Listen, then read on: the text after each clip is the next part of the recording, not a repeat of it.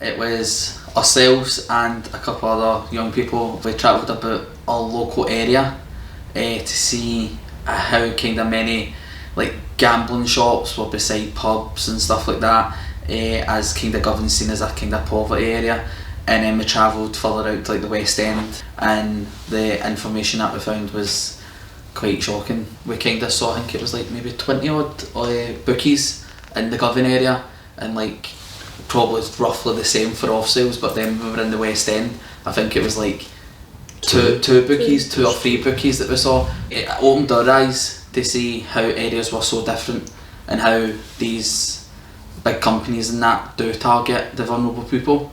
They don't have much money, and then you've got like an off sales or a betting place like every few shops down, so it's a bit hard not to go and bet when it's constantly in your face. We were delivering that information back to our peers, and as Sam says, that we delivered it in youth clubs.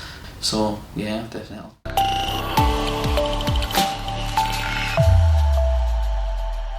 The Toon, it's a drama-based production that talks about issues that young people face on a daily basis.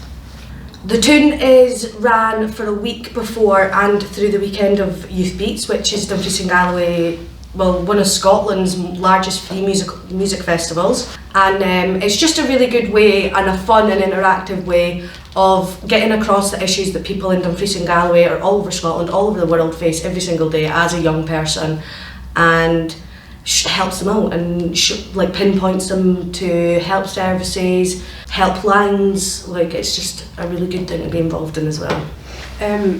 We done a scene, and it was based on a parent who had a bingo addiction, and how it was affecting the child and the family, and how it affected like the mother and how on our feelings and our day-to-day life. It can be showed as something that's fun, and it gives you like happiness, but happiness only lasts as long as you're winning.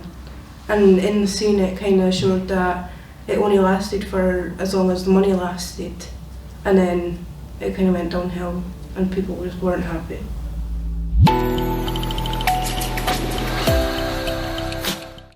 Before we'd done the project, it was just a case of, oh, they're only going in and betting or putting something on a game, they could easily no do it and save their money. But after we'd done the project and we looked more into it, it was kind of opening our eyes to it is similar to like a drug addiction or an alcohol addiction.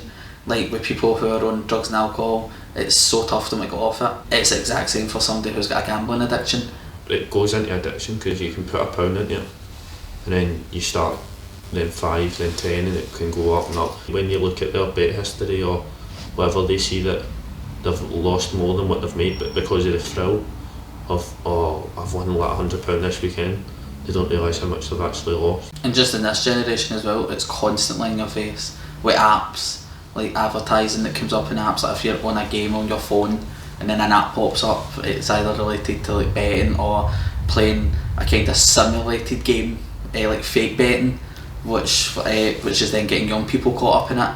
Then it's on TV and stuff like that, so it can be seen as the norm. But as Sam was saying, it's so easy to get caught up in it. Gambling is so normalised. You can go to the scratch shop and buy a scratch card. You can go into the bookies and put a bet on the football and no one would bat an eyelid. And it's very, very easy to get stuck in a deep dark hole with gambling, especially when you're doing it a lot and you're winning. You may win a lot, and then you get hooked and you think you're going to win all the time, but in reality you're losing more than what you're winning. People can get in debt really quickly, and they can hide their bad mental health with a smile on their face and just be their happily, bubbly selves, when actually deep down inside they might be struggling with how to deal with it and might not have anywhere to go.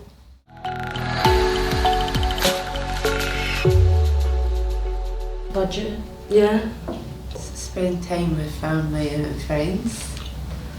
There is help centres and stuff for people who are really struggling with gambling. Yeah. So as again, signpointing in directions of stuff like that, or not even signpointing, and just advertising so young people know if they ever are in that rut, then they do have people that'll help them out. Either if it's as little as like a scratch card addiction or like a casino addiction, it's okay to go get that help at any stage of addiction. Having it as an open conversation and getting debates and that going, because that's what we were doing. We were having debates and that going and getting out there and really seeing it, which kind of then brought us all together, and then we were on the same page. And so yeah, definitely implicating it into youth work, because this is the new generation that's going to be moving up, so giving them as much support as possible for when they go out in their life, they're prepared, then they've got that support there.